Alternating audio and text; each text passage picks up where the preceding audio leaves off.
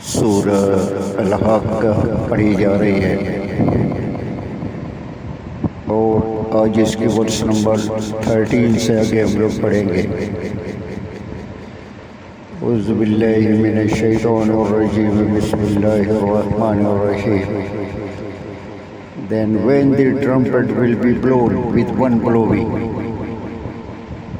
and the earth and the mountains shall be removed from their places, and they are crushed at one stroke. On that day shall the great event come to pass. देखिए 3 versus एक साथ पढ़ी गई है। इन तीनों versus में कहा जा रहा है कि then when the trumpet will be blown with one blowing, कि जब सूर में एक ही फूंक मारी जाएगी। ट्रम्पेट यानी सूर,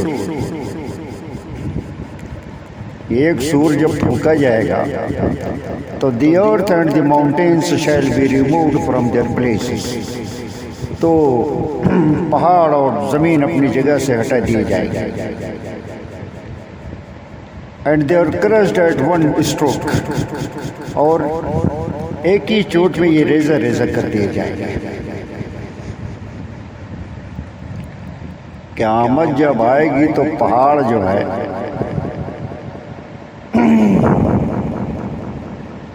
ज़र्रा बन करके बिखर जाएंगे, हवाओं की तरह। हवाओं में जिस तरह से बादल उड़ते हैं ऐसे ही उड़ जाएंगे।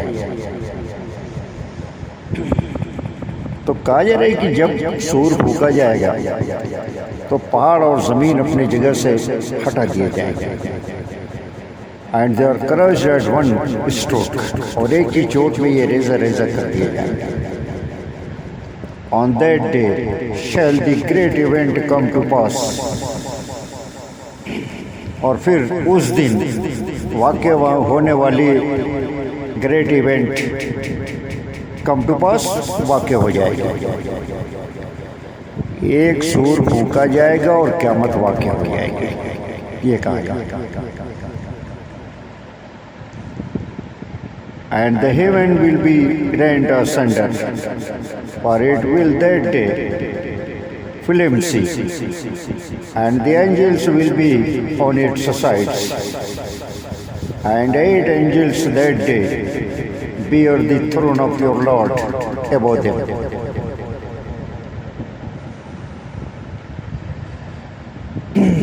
दो वर्सेज एक साथ पढ़ी गई। इन दोनों वर्सेज में कहा जा रहा है कि and the haven will be rent asunder, ज़मीन और पहाड़ तो रेज़ा रेज़ा कर ही दिए जाएंगे, आसमान भी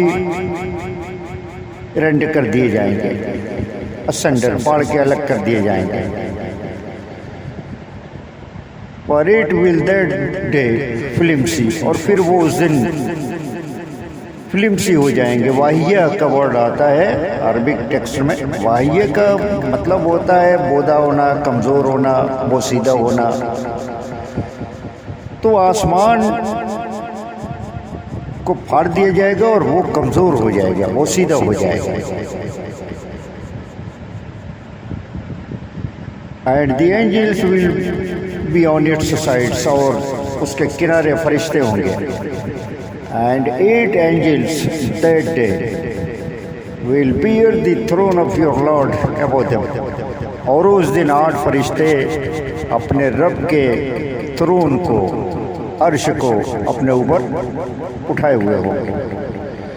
आज ये सिर्फ इस्लाम एक ऐसा रिलीजन है जिसमें हर चीज़ का डिस्क्रिप्शन, मतलब जो अनसीन चीज़ें हैं जिसको हम देखते नहीं, उसके बारे में सिर्फ इस्लाम के अंदर बताएगा। क़यामत कायम होगी तो किस किस तरह से क्या क्या होगा देख लीजिए, किसी रिलीजन में आपको शायद ही मिले।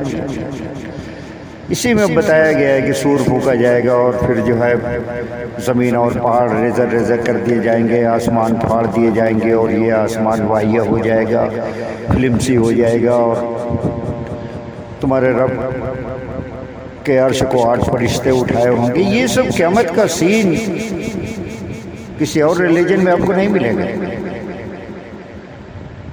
हर चीज़ के बारे में बता दिया गया।